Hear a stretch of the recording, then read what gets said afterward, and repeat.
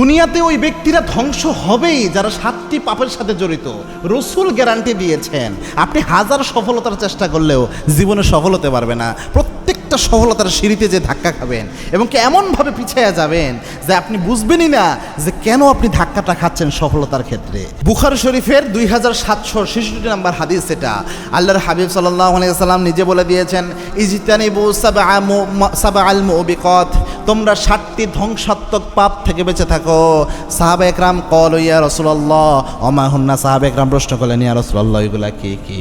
আল্লাহর হাবিব 1 নম্বরে বললেন আশরিকু বিল্লাহ, আল্লাহর সাথে শিরক করা 1 নাম্বার, এটা সবচেয়ে বড় পাপ। আপনারা অনেক সময় বলেন না টাকা হাত চুলকাচ্ছে টাকা আসবে, এটাও ছোট শিরক। বলেন না রাতের বেলায় ঘর ঝাড়ু দিস না বরকত কমে যাবে, এটাও ছোট শিরক। বলেন না যে নারীরা হাতে চুরি নাকে নাকফুল নাক পড়লে স্বামীর হায়াত কমে যায়, এটাও ছোট শিরক। এরকম যা বলেন কুলক্ষণ সুলক্ষণ, কাক ডাকলে এটা হয়, পেঁচা ডাকলে এটা হয়, যে হঠাৎ করে নিয়ে রোদের মধ্যে বৃষ্টি আসলে যে মেহমান আসবে বা খেকশিয়ালের বিয়ে হচ্ছে, এই টাইপের যেগুলো কালচারগুলো সমাজে চলে, কুলক্ষণ সুলক্ষণ মুরব্বীরা যেটা অনেক সময় বলে থাকে, এগুলো শিরকের অন্তর্ভুক্ত, যদিও ছোট শিরক। মাজারে যায় সেজদা দেওয়া হচ্ছে বড় শিরক, এরকম অনেক রয়েছে।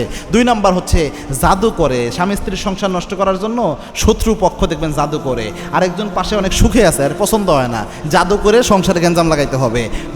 ছেলের বউ আর ছেলের ভালো আছে, শাশুড়ির পছন্দ হয় না, চিন্তা করে আমার ছেলের এটা নিয়ে গেল রে, এই জাদু করে সংসার নষ্ট করতে চায়। মা ছেলের খুব ভালো সম্পর্ক, ছেলের বউয়ের পছন্দ হয় না, জাদু করে মা ছেলের মধ্যে দূরত্ব তৈরি করে। এরকম জাদু যারা করে এরা ধ্বংস হবেই। 3 নাম্বার হচ্ছে এই হত্যার গুনার সাথে যারা জড়িত। 4 নাম্বার হচ্ছে সুদের সাথে যারা জড়িত, সুদ খায়, সুদের লেনদেন করে, সুদ লেখে, এরকম যারা রয়েছে 4 শ্রেণীর উপর রাসূল সাল্লাল্লাহু আলাইহি ওয়াসাল্লাম নিজে লানত করেছেন।